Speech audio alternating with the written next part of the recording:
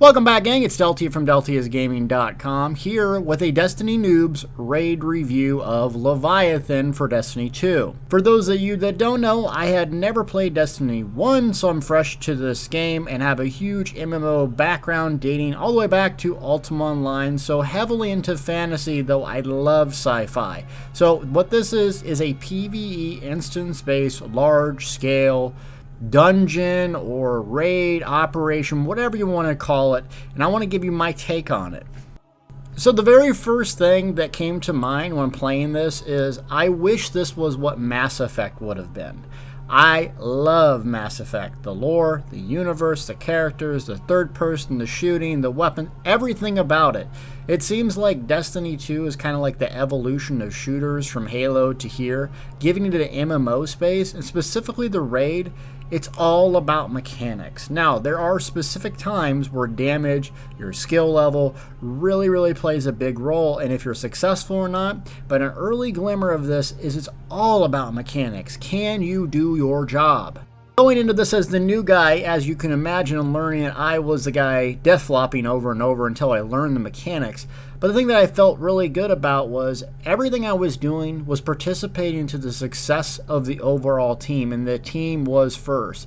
Other games I've played, you can have someone just dead laying down or carry someone through, and they can just basically be nothing and still get away with it. Or they don't even know the mechanics and they're just really good at the game, whether it's headshots or DPS or however you want to fulfill.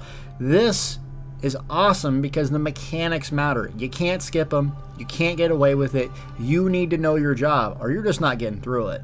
Now, for better or for worse, the reward system is quite different than other games, right? MMOs want you to keep playing because pretty much if you continue to keep playing, you're in that hamster wheel, you're going to spend money on the game. It's a business. Now, Destiny's reward system is really weekly oriented. So there is no leaderboard for this. Once World First is decided, you've done your weekly raid, there's really no reason to continue to go back in there unless you just like it.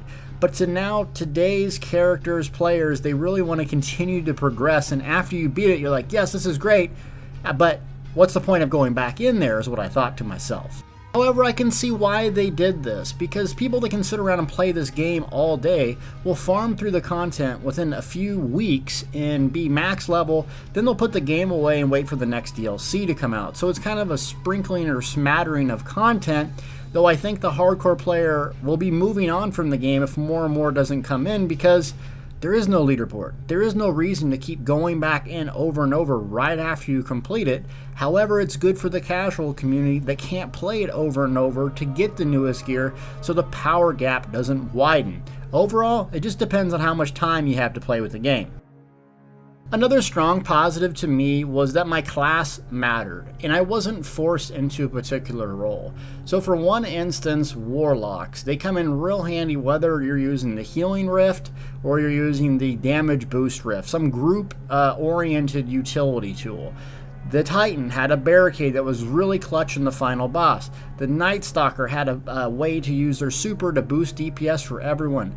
It was one of those things where your class mattered, but you weren't hindered or you weren't saying, oh, you're bringing that into the raid. It was like, oh, you're bringing that. Okay, well, our group can use this specifically in this way, or we can survive better, or we can, do this one mechanic better. You were rewarded for fulfilling your role, whatever that might be. And I really enjoyed that because I wasn't forced to bring a character I didn't want to play into the raid.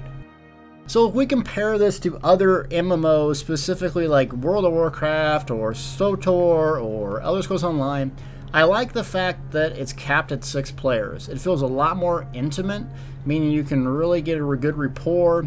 You're not voicing over 30 different commands, and you can really get a strong sense of teamwork, and what you do matters for your team. And there is no feeling of, well, I'm just lost in a big group, I can just do whatever and get away with it. No, your individual effort matters, and it's going to be really noticeable if you're not pulling your weight on the mechanics or damage.